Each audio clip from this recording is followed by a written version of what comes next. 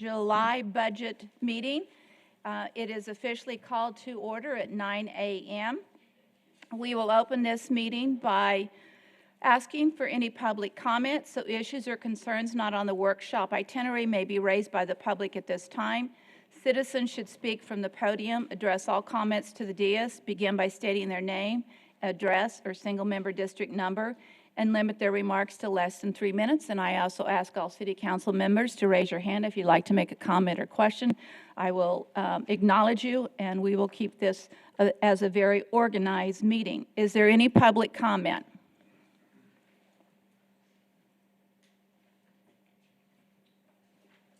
With no public comment, we will go into the workshop itinerary, which is A, discussion of matters regarding the fiscal year 2021-2022 budget preparation, including but not limited to 1, other enterprise funds, revenue and expenditures, which Tina Dersky will in fact present, and then 2 other items needing council direction. So with that, we will open up with Tina on board. Thank you, Mayor. Tina Dersky, Director of Finance.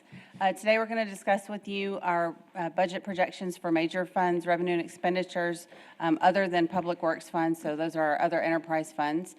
Here's a list of what we'll go through. Hotel occupancy tax, civic events, Fort Concho State Office Building, Fairmount Cemetery, Municipal Pool Division, Airport, and the Development Corporation, both economic development and the ballot sides. So for hotel occupancy tax this year, looking at FY19 actuals, we were at almost $2.8 million received by the city. FY20, we came in just over what we had budgeted at $2.33 million. We're projecting for year end for fiscal year 21 to be at actually, this is May numbers, but after we've incorporated June numbers, it'll be just over $2.6 million. So that's May, not April. These are May numbers, yes, ma'am. Okay, because all we have are April. Right? We have, you should have your... The packet that you gave us said that it was through April. Oh, no, it says year-to-date as of May, but then... So... It's through May. Okay. Yes, ma'am. It's definitely through May. Okay. And so, like I said, through the end of May, it was at just under $2.6 million, but we do have June numbers now currently, and it was just over $2.6 million would be our projection. So we are recommending to budget flat this year with last year at the $2.332 million. And with that, we are able to cover, here are all of our obligations that council has authorized to come out of hotel occupancy tax. The Texas Bank Sports Complex remains the same at $50,000. Civic events will go back to their original budget from FY19, which was $1,008,050. Fort Concho staying the same at $50,000. San Angelo Museum of Fine Arts, again, staying the same at $50,000. Downtown San Angelo, $37,500, remaining the same. Cultural Affairs Council also remaining the same at $75,000. And the Convention and Visitors Bureau, their budget from the city will be $915,130. That is based on a flat $965 for their contract because they're on a separate fiscal year from us. They're on a calendar year versus our fiscal year of October 1. The budget may look a little different, but that does incorporate the $965 for their new contract beginning on January 1 at $965 plus, as we had discussed, carrying over the $47,000 that they have savings from this year, so that their contract their contract essentially will allow them to have a budget at the $1,012,500 that they were at before COVID hit. Does that make sense to everybody? So I know that's the carryover from the Yes, 915 plus the carryover equals that number. We'd allow them to carry over no more than that $1,012,500 where they were before COVID. Okay. And so, again, Performing Arts Center also remaining the same at $50,000. Any questions on those? Does council have any questions for her on these numbers? With none, proceed. So here's what that looks like for their financial summary. Again, hotel tax at the $2.33 million. And other just includes interest on this fund. And then, of course, all of those external partners and the transfers out to other funds, leaving a contribution to fund balance of just over $100,000. Where are we on interest rate at this point? What are we getting? Around 0.2, 0.3%. It's very, very low. Next Okay. fund we have up is civic events. Again, seeing that $1,008,050 coming from hotel occupancy tax. Facility use fee, that $115,000, council has directed us in the past to restrict that amount, so that $115,000 at the top, you'll also see it at the bottom as restricted revenue. That will be restricted within fund balance. And then, of course, personnel at $750,000, just over 700, oh, I'm sorry, skipped other. Other, and that one is their venues and interest revenue on that revenue line. Sorry Is for Sydney in the audience? Would you just come forward a little bit? Because I think it's, you're over all of the facilities, and it's been a really tough year because you really haven't had facilities to be open for very long. So how do you feel about your facilities? There's two things. One, projects that need attention. Last year we funded some of the projects which were top of your list in terms of needs, but I'm sure you have a list of needs again. And you might not be prepared to talk about those today, and that's okay. But certainly we want to understand what our top needs on facilities are. Yes, ma'am. Sydney Walker, Civic Events Manager. Good morning. Of course, we are still working on our facility improvement projects from the past year. Of course, it's been a tough year, but through the year of COVID, we were able to handle a few things that we needed to take care of inside with civic events. Most of the stuff was maintenance items that needed to be taken care of. We do have some other additional facility projects that need to be taken care of. Normally, I bring that to you all in around November, December timeframe, and I plan to do it again. Any heads up on anything particularly?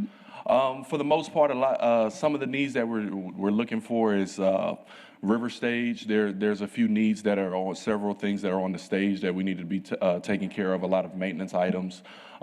This past year, of course, we were able to get internet, Wi-Fi access points to our convention center, to the additional needs to the Coliseum, and also to the river stage as well. There's some other things at the convention center maintenance-wise too that we need to start looking at. Grounds maintenance, storage areas too as well for it, for the convention center. There's some other things that we're taking care of. We are bringing that to our Civic Events Advisory Board. We're starting our meetings again to take those items to them, and in the future months, we'll be taking that to you all for City Council. Okay, any questions for Sydney at this point? Yes, go ahead, Tom. Got an add-on, City, that I was contacted by a couple of people from the Stock Show Association. There's a issue with the sewage system. Yes. And that going up there at the Coliseum, because like nearly every night we had a problem with that one up there. So if they haven't brought that to you, you just need to tab that somewhere. It's coming.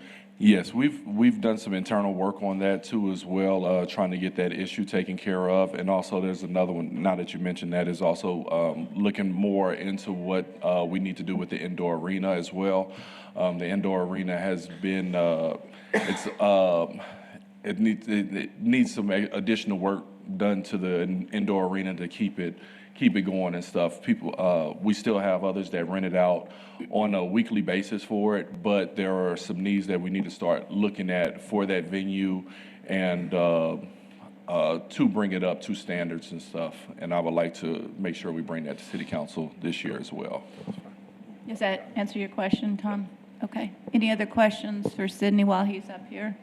Anyway, we're looking forward to, maybe we're not looking forward to it, but obviously we need to see what your major issues are. Yes. And challenges as it relates to facility needs. And events are getting back to normal. We're having many of the concerts and public events that we were having before COVID come back to the Coliseum, the Convention Center. River Stage concerts are back on again and stuff. So looking forward to the future and getting back on track to where we were.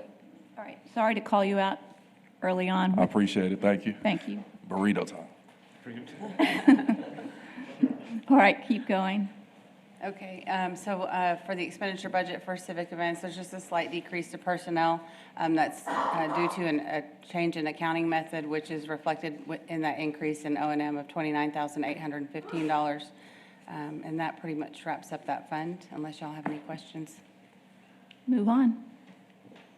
Okay, for Fort Concho, not a whole lot of change here either. General fund transfers in is down a little bit. That's just based on fluctuations in their revenue and expenditures. We transfer in what we need to balance them out. Other is down because of interest revenue. Expenditure budget down slightly at $14,000. I think that's just due to turnover in the fund. And then, of course, O&M and capital, O&M's down $1,000, reflected by an offsetting capital of $1,000 increase. Bob, are you in the audience? Please come forward.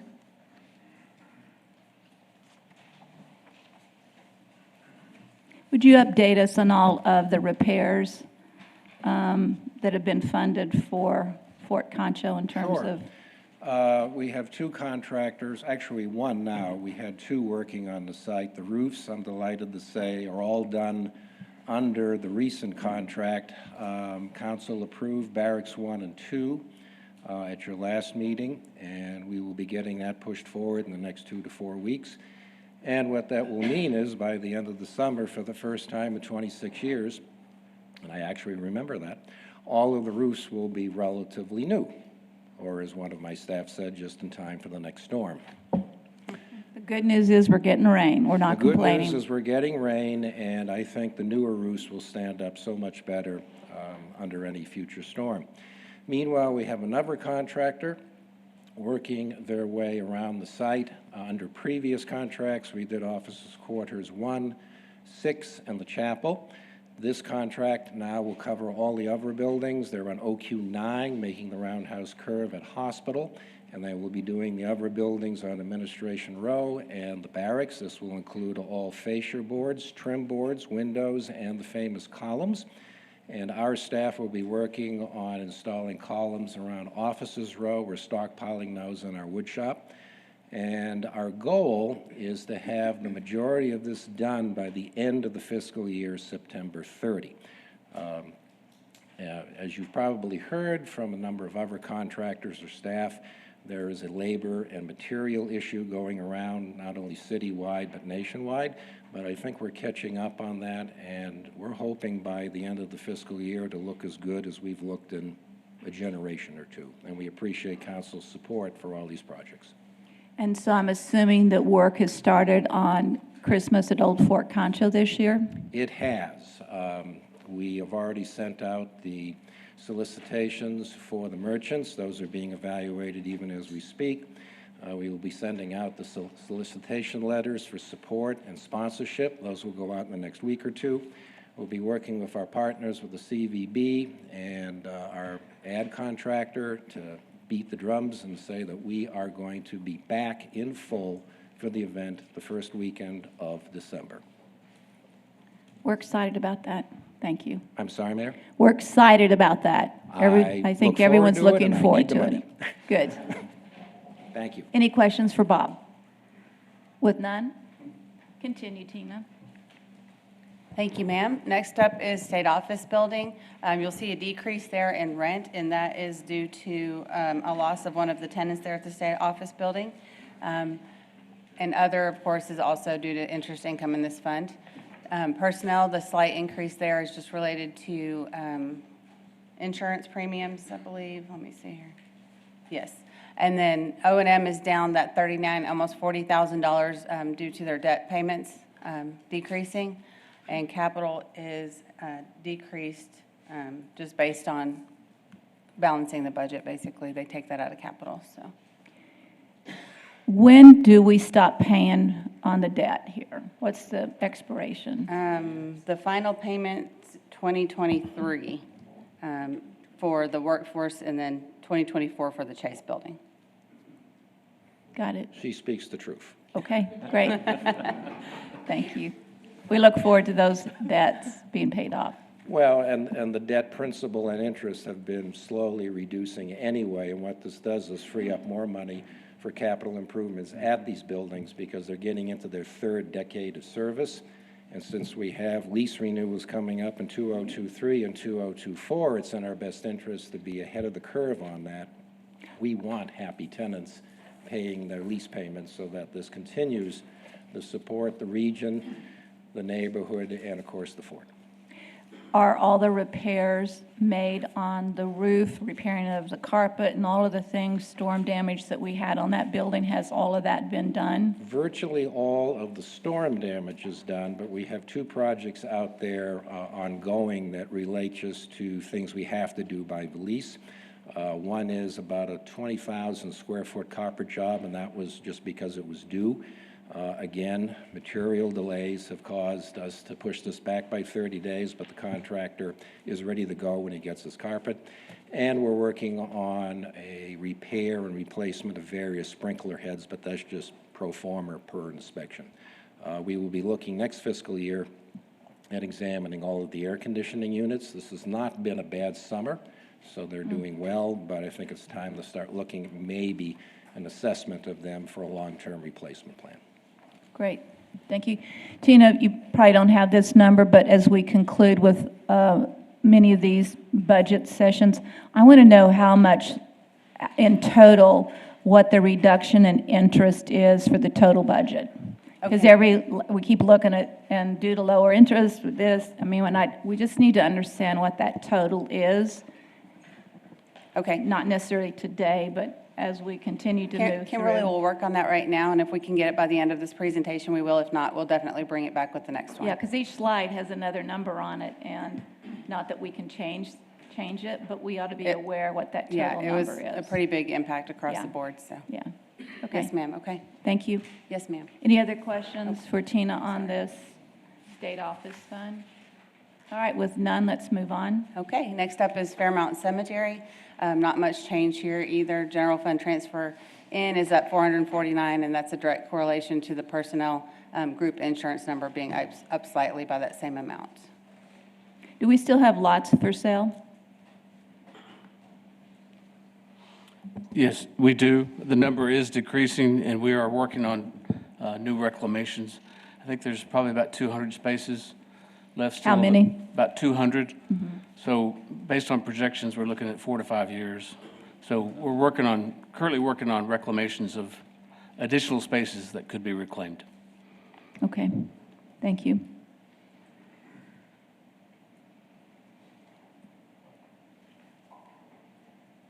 Shall I move on? Okay.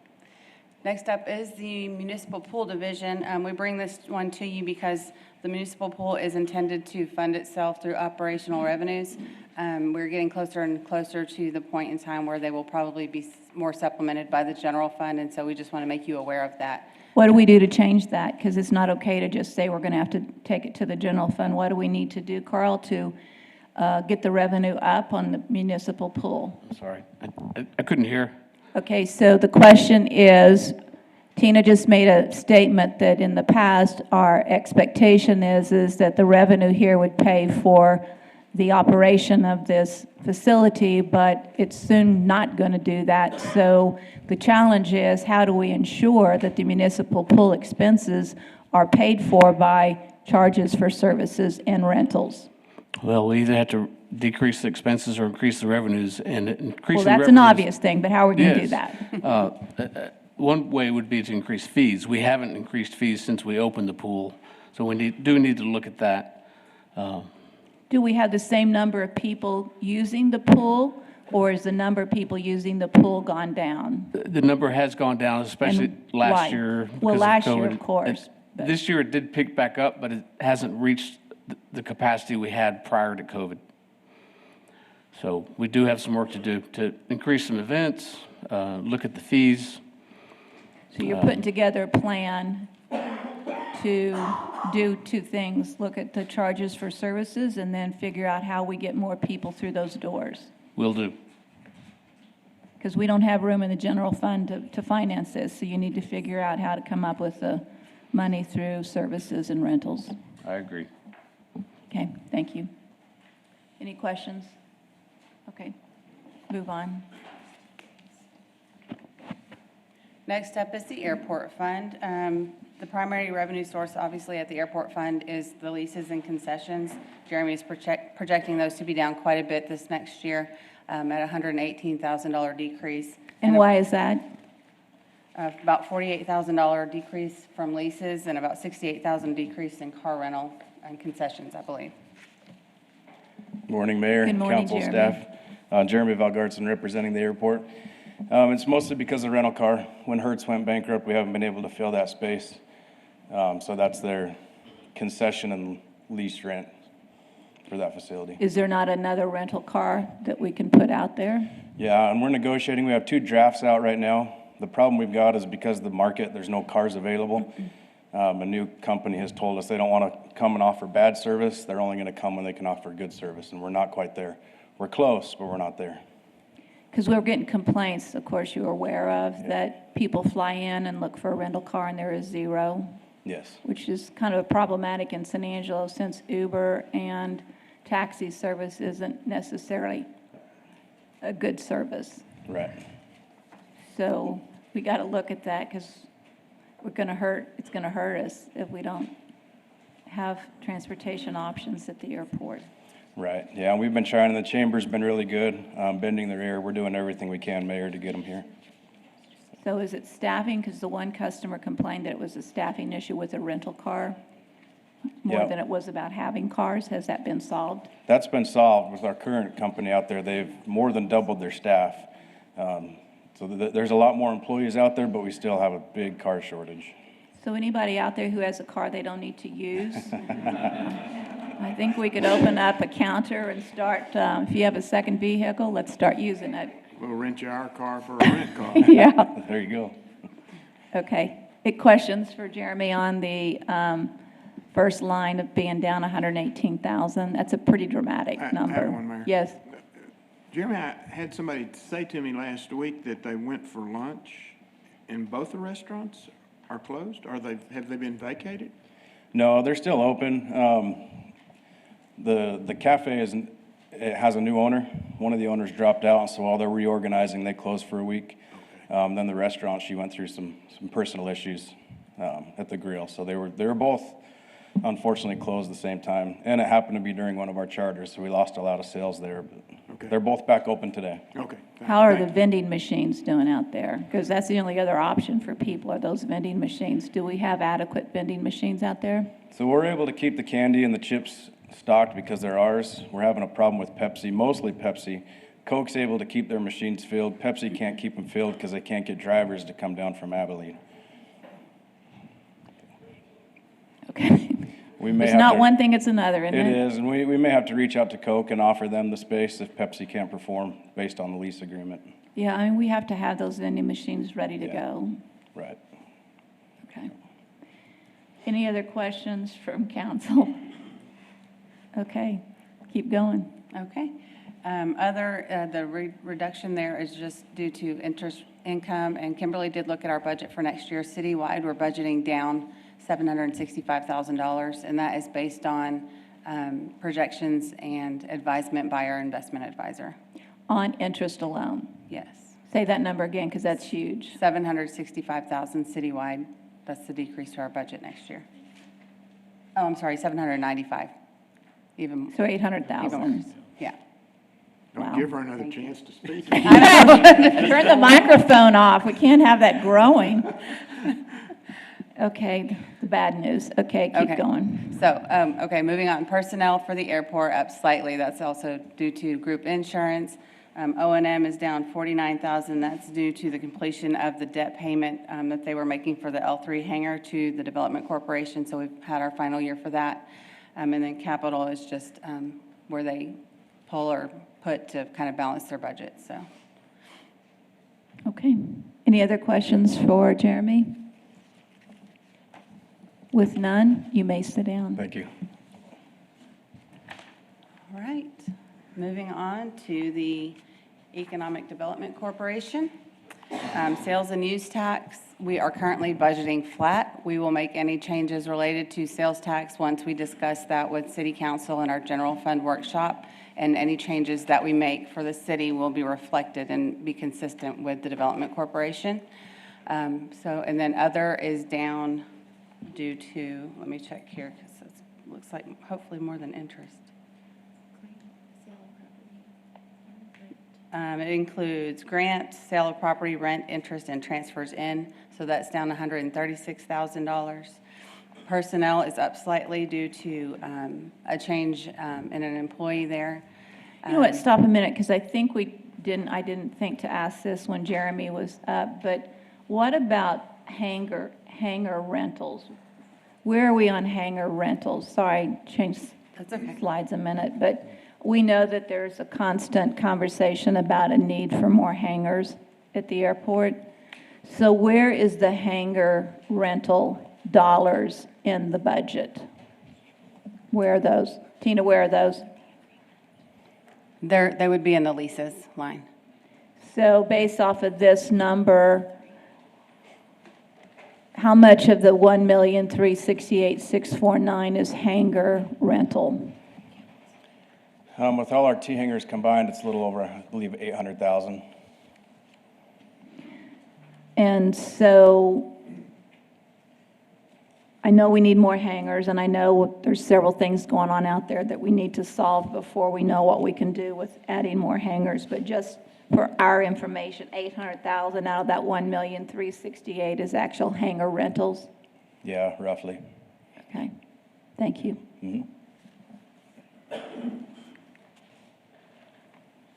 Okay, again, that other line for Costa DC revenue, I've read off what that includes, and the large part of the decrease there is due to interest income, but also, again, that hangar payment for the L3 that we just discussed coming from the airport, that going away decreases the revenue on this fund. Because they're not going to renew the lease? This was an agreement made about 10 years ago, I believe, and I would count on one of those directors to correct me if I'm wrong, either Guy or Jeremy. But it was an agreement between the Development Corporation and the airport where the airport was paying back the Development Corporation for some improvements that were made on the hangar, I believe. That's Thank correct. you, Jeremy. Yes, that's right. Okay, That's correct? Yes. Okay. thank you for your corroboration. So there's still a lease on that facility, and it's not being decreased? It's just the additional expense to modifying the hangar? Yeah, so I mean, just to pay back the debt, that we do still have a lease. Once we met up that deficit, then it would go to a certain rate for the next, I think we have, it's either 8 or 10 years left on that lease. Do we have a list of all those individuals who want a hangar space at the airport? I do, yeah. About how many people? I've got 18 on the list. That does include T hangers and executive hangers. So as the total, Yes, okay? In addition to what we already have? that's correct, yeah. Okay, thank you. So if you had hangar space, you could lease them today. I could, yeah. Now, most of those hangars are T hangars or executive hangars we charge $300 a month for. I have a shorter list for the big business size corporate hangars, but I do have a list. So you could lease those today if you had the space. Yes. Okay, thanks. Any other questions for Jeremy? Thank you. You might be called back up again, but Okay. go ahead and sit down. Thank you. Don't go far. Don't leave the room.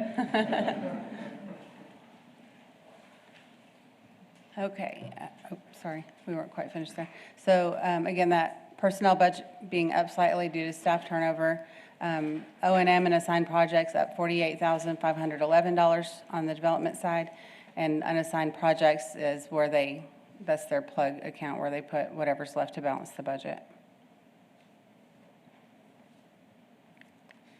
And moving And on. describe the difference between that slide and what the ballot side is, and what the ballot side funds. So on the economic development side, 28% of sales tax revenue from the half-cent sales tax, or the Type B sales tax, is used for economic development under the Type B regulation.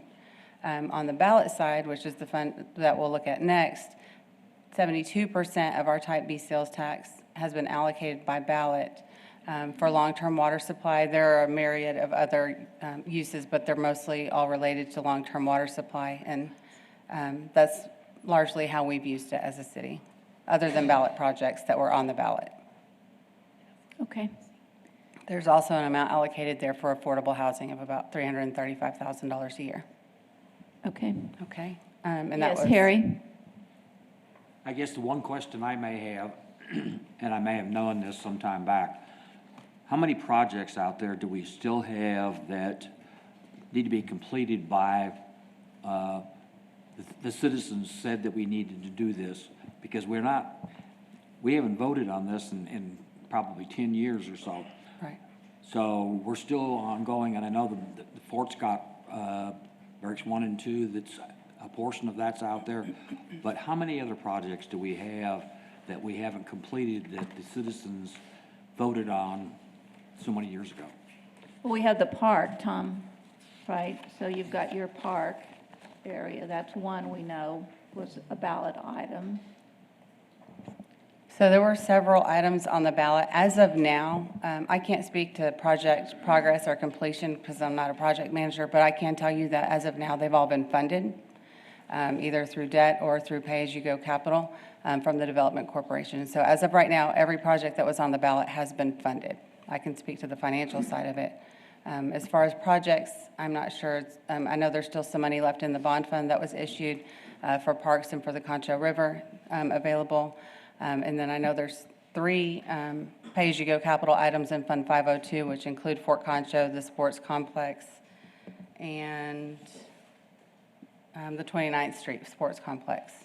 So those 3 items are still ongoing, as well as the Concho River and the parks items that were funded through a debt issue. And the Concho River project is what project, Rick? Basically, what she's referring to was the initial project, which was the large project, which was completed, which we did a lot of bank stabilization downtown. We did the river trails, we did the lighting, all that stuff.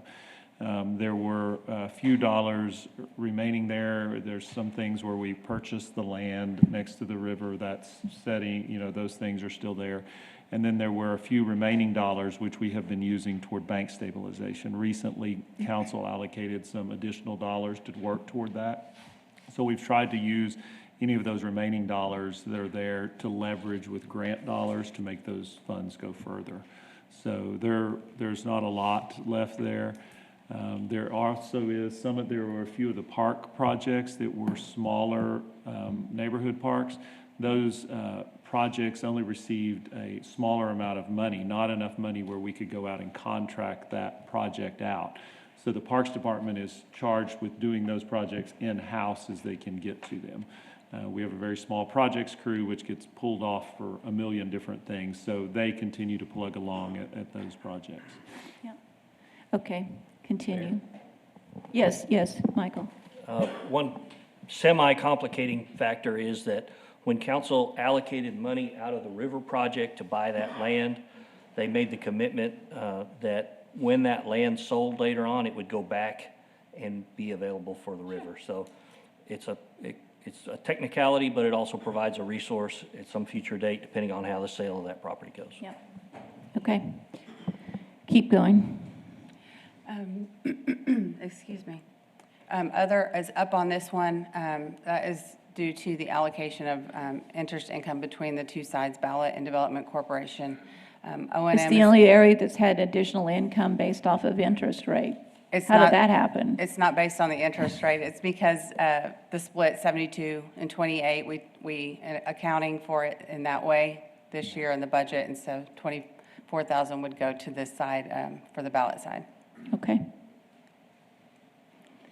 O&M up $48,000, and then capital, again, that's just a plug to balance their budget down at $29,000. All right, continue. And that is our last fund for other enterprise funds for today. So, Any further questions from anybody? If not, thank you very much. okay, thank you, Mayor.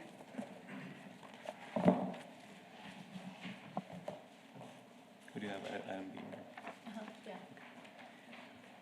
We now have discussion of matters regarding health insurance update, and so we have Brian Kendrick and Jason Newman of Holmes Murphy to make a presentation.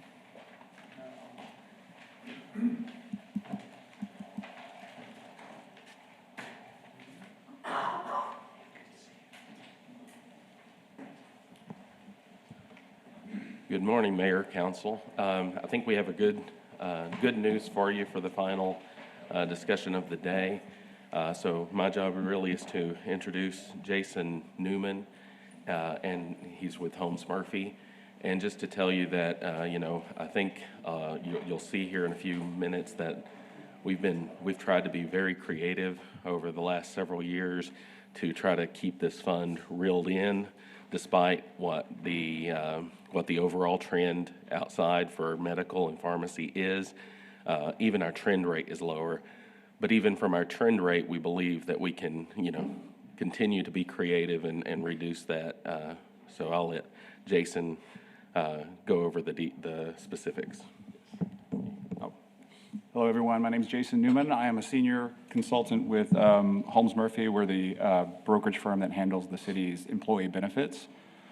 Like Brian said, you all have had pretty good success with the budget for your employee benefits. We're talking specifically about medical benefits today.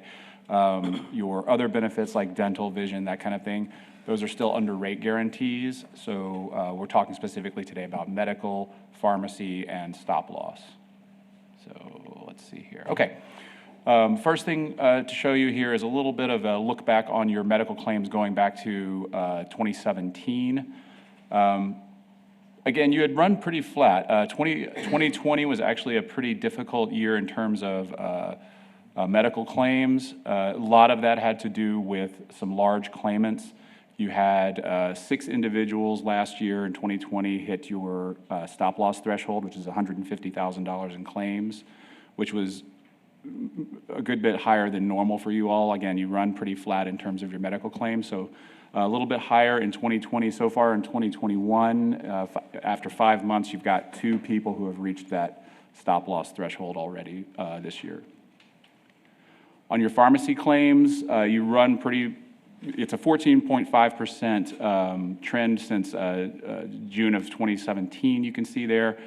These are smaller numbers because of pharmacy isn't as big a spend as your medical, but you've had a good bit of specialty claims, and it's not unique to the city. That's all of our clients across the board. What's a specialty claim? Specialty claims, especially pharmacy, is the higher cost drugs, like things for MS, cancer drugs, things like that. The really high cost drugs. And we do have a strategy to help reduce the specialty spend here that I'll talk about shortly. Some updates on your COVID-19 claims. Just a note first before I go into the numbers here, these are specific to your medical plan. So these numbers all go through your Aetna Medical. I know you've had the ability, your employees have had the ability to get vaccines that don't run through your medical plan, so those are not included in these numbers, but you can see the total number of medical claims paid dollars is 438,000, a little over 438,000, and this is since March of 2020. Total number of tests of a little over 1,000, and total number of vaccines is 548. A little note about stop loss. Generally, we have to wait later in the year to get the stop loss renewal. They want to make sure that you get they get all of the claims numbers that they can. So it's usually around October. We might be able to get it a little bit sooner than that, but that's generally historically when we see those renewals come in. When we did the budget, we budgeted a 15% increase. That's primarily because of those large claims that we saw last year. We do, and the trend in the industry is higher stop loss. We're seeing some higher stop loss renewals than we've seen in the past, so we do expect about a 15%. So when you say stop loss, define what stop loss is. Sure. So you have 2 levels of stop loss. You have an individual stop loss or a specific stop loss and an aggregate stop loss. Individual or specific stop loss is it's a cap to what the city pays in claims for an individual. So if you're on the medical plan, your personal claims reach $150,000, The city stops paying those claims, and those claims are then picked up by stop loss insurance. And then you have an aggregate stop loss that does pretty much the same thing, but it does it as the population as a whole rather than just individual. Yes, Tommy. Jason? Yes. With some of your high claimants, are you getting any rumblings from your stop-loss carrier of a possible laser on any of those claimants? Okay. We have one particularly high claimant of those 6, and it accounted for, I think, about 80% of the total. And that one would probably be lasered out next year, but is. Describe what that is for everyone, lasered out. Essentially, what the stop loss, when they come in to renew, when the insurance comes in to renew, they will look at our high claimants and they'll say, okay, we'll cover everyone except that one because we really got burned on that one last year or whatever. But we're in a unique situation with one of them because he'll be aging off to Medicare. So, Well, they can put a higher stop-loss number on that one claimant, so that's something they have to negotiate. So it can impact your plan if you have very many of those. Yeah. Thanks for that so explanation. we would only anticipate one for next year, but that one is actually aging off the plan. So we don't anticipate there to be too much in that. Yes, Tom? So this is just I don't know, what happens if somebody's not at the point where they're gonna age out and they laser that person out? If they Where does that person go and who pays for that? If they completely laser that person out, it all falls on us. Again, as Tommy mentioned, they could say, well, for that one person, we're gonna charge you whatever. Gotcha. We'd have to make that determination. Gotcha. Okay, I'm good. Yeah, I don't think you're in any danger right now to have a situation like that, just looking at your claims so far this year. And like Brian said, you only have one person on the plan right now who's been lasered, and I think the level is $240,000 for that person, and he's coming off of the plan, I think, this month, maybe. Okay. Okay. Thanks so- for those explanations, because for all of us not in the insurance business, we don't know. Yeah, we can talk in our jargon sometimes. Yeah. So around October is when we will work with Human Resources on getting that stop-loss budget finalized when we receive that renewal. We'll go back.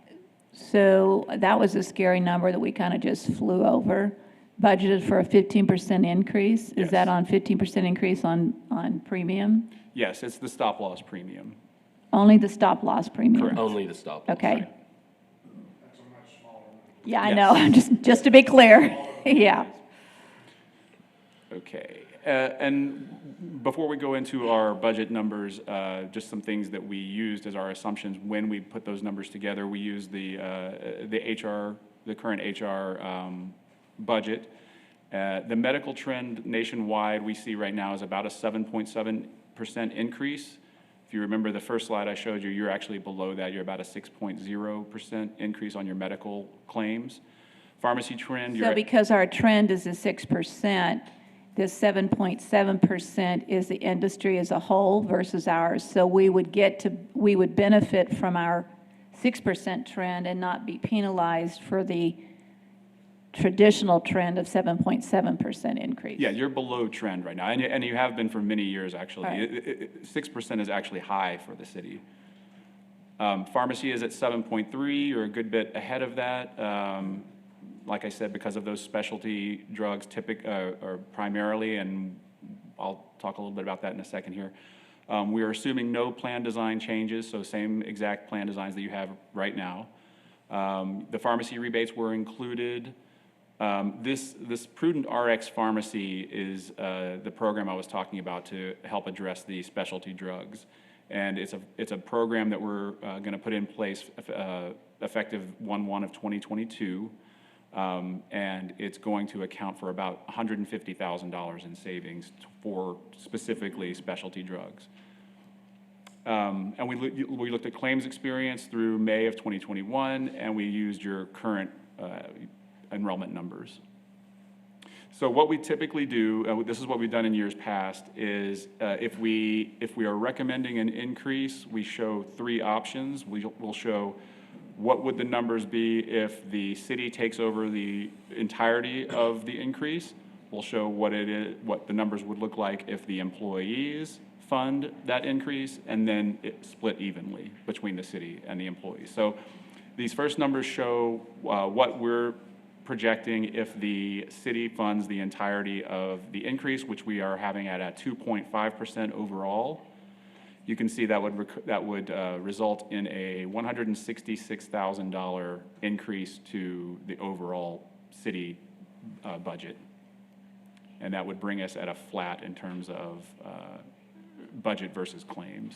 And just to speak to that a little bit, to give you some reference, currently we're at 514 and some change, so we're talking about if the city funded the entire increase, it would be $13 per employee per month. But we're not voting on that today. You're just No, presenting the this is just- information. This is just option one. Yes. And then this is how the employee contributions would look if that's the route that we took. Obviously, if the city is taking the full increase, then there would be no change to the employee contributions for any of the plans. So option two would be the employees funding that increase. That would put their increase at a 9.3%.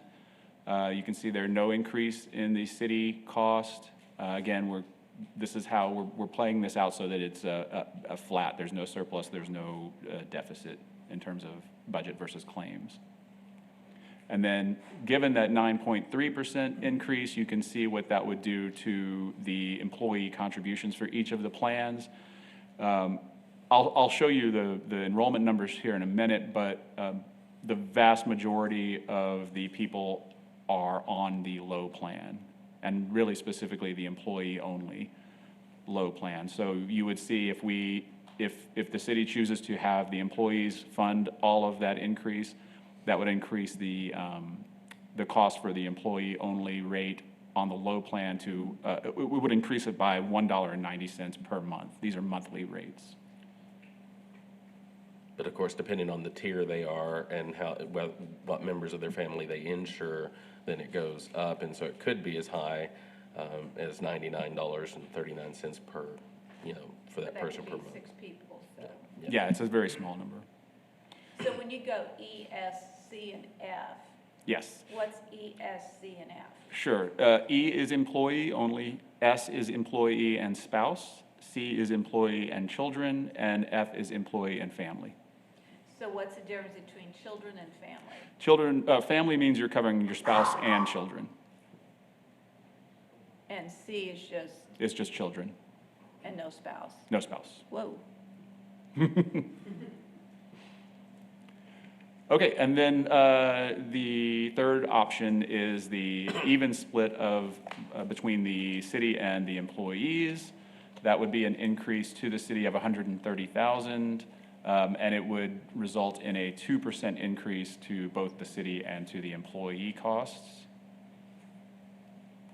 And this is what the monthly contribution for the employees would look like. That low plan for the employee only would be an increase of 41 cents per month. And if you look on the other side of the spectrum, the family plan on the high plan would be an increase of $21.37 per month. Which, considering everything, is what's going on trend-wise in the country, is pretty good.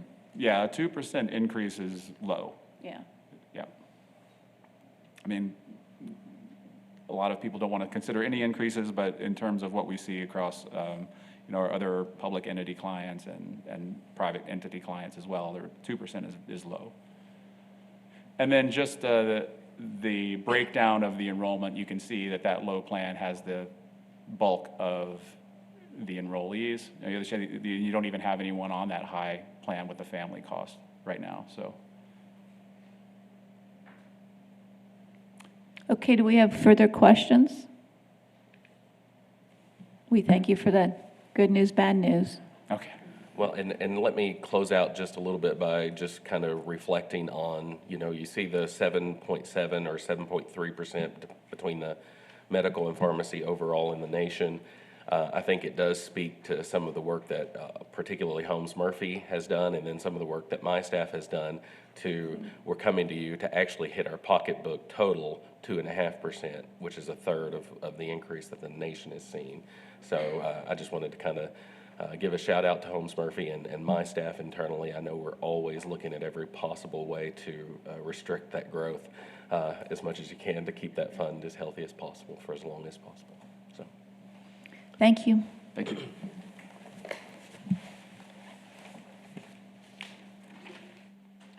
All right, the next item on the agenda is the follow-up and administrative issues. I'm assuming there are none at this point in time, but you know what, Rick, what you might do? You just did the medical meeting this morning at 9 o'clock. You want to give us an update? Really detailed. I like that little laugh he's got. Yeah. No, certainly. It was a good meeting. Our numbers, of course, here still remain low, and we have very few in the hospital. There was some discussion specifically about the Delta variant, and although Shannon has sent off tests for that, have not gotten any back positive in San Angelo. With that said, they said it's probably here. In the next breath, Goodfellow said they have had 2 there. Both of those are people who have had a vaccine. What they're seeing is that the vaccine is very effective against it. If people get it, they have very mild symptoms, sore throat, runny nose, headache, but nothing major, just a standard symptom of something. Cough in a black jacket.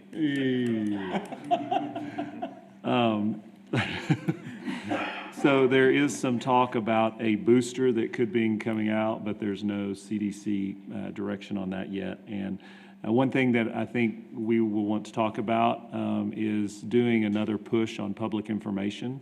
They're saying that about 99% of the people who have passed away due to this disease did not have the vaccine. So a real push to say if you have not been vaccinated, you really need to get that done. So we'll be talking with Brian about doing a new public information push with all of the entities again to really push the importance of getting a vaccination. You want to go over the numbers that Shane provided us in terms of the percent of our community being vaccinated by second dose and single dose? I don't have those in front of me, but I'll it get seems it. like the state was at right at 40 and we were at 39 or something. Yeah. And most of San Angelo was pretty good on the second dose from where we were. But, the good part about it is while that 39% may sound, in my opinion, sounds kind of low, the more at-risk group, 55 and over, our percentages are pretty high as far as those being vaccinated. Give me 1 minute here. I'll find it.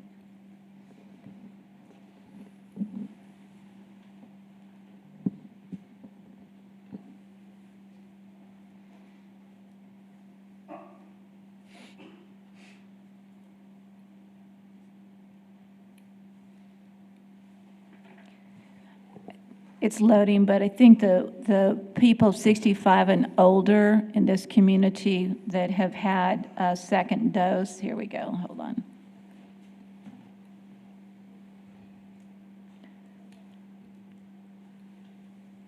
Okay, so our percentage of population 65 plus fully vaccinated is 73%, 73.13%. The percentage of the population 65 and older vaccinated with at least 1 dose is 80%. And the percentage of population 12 plus fully vaccinated is 39.4%. And the percentage of population 12 years and older vaccinated with at least 1 dose is 43.7%. So those are our current numbers. I believe, Mayor, those numbers as well, the it seems like those up in upper age are actually getting the shots. The ones that are younger that aren't getting the shots are the ones that are ending up in the hospital now. So it's really important that if you haven't gotten your vaccinations, get them done. You know, avoid going to the hospital, for sure. Well, in the age category where we're seeing the biggest percentage of the numbers, even though our numbers are low, is in the 30 to 39 age category, which is not necessarily unlike what's happened all along, but that continues to be the area of growth in terms of new tests, positive. But a lot of people worry about the Delta variant. If you have your vaccinations, as Rick reported a while ago, what we're hearing is that those symptoms should be pretty mild. So again, it's just so important to get those shots done. And virtually no deaths from those who have been vaccinated. So Yeah. very important to do that. Okay, with that, I will ask for, I guess I need a motion for adjournment. Okay, and a second by Lucy. I'm sure there's none opposed, so with that, we are adjourned Awesome. at 9:55 a.m. Thank you, everybody. Thank you, staff, for all the information today.